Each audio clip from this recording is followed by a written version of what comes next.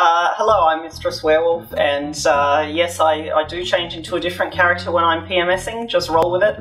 And I'm still Mr. Red.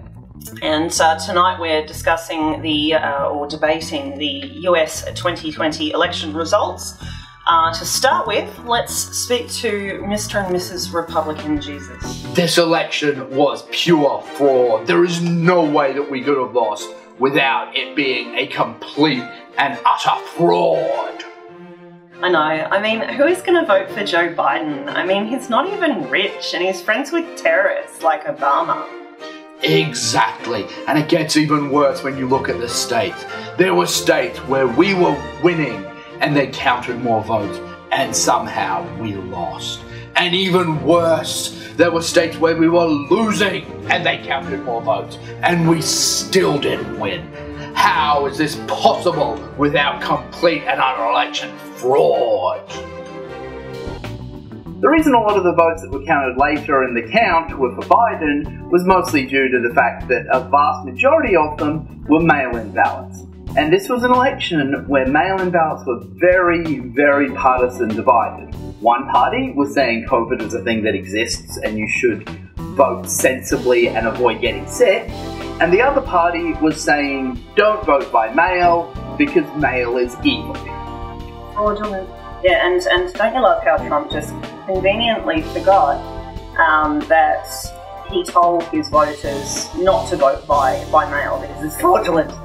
And yeah, and then later he does the, oh, I don't understand why all the mail-in votes are for Biden. It must be fraud. I just brain explosion. And furthermore, the fact that our watchers were not allowed to watch this highly televised election is proof of the fraud. We are taking this to the highest court in the land, and we shall prove that Trump deserves to win because a Republican didn't get to watch every count perfectly. I know. I mean, even on the rare occasions when our watchers were allowed in, they couldn't see anything as they weren't close enough. Yeah, the interesting thing about taking this to the highest court in the land is that we can prove in court that, yes, there were watchers there. Trump's lawyers have been forced under oath to admit that, yeah, these lawsuits are entirely frivolous, that the people were where they should have been, and everything was above board. Yeah, those transcripts make for some interesting reading. Just Trump lawyers testing the patience of judges. And as to Mrs. Republican Jesus's point that the watchers weren't close enough, that's dictated by state law. And as I understand, it hasn't been found in any of the courts that any of these watchers were in a different place to where they're supposed to be, as according to state law. And even more so, when we have cherry-picked specific statistics from this election, we have seen that they do not follow Benford's law. And we know that all statistics everywhere follow Benford's law unless they're fraud. And this election is fraud. So that's why we need to stop this election from existing, because Benford's law says it's fraud. Yeah, I mean, even though this law isn't normally used to analyse election data, it benefits us this time, so we're using it. Benford's law is a useful piece of statistical analysis for spotting fraud, but it has to be used carefully, and it does not work in elections because it requires the data to be spread across multiple orders of magnitude, whereas elections by design try to get counties to be about the same size as each other.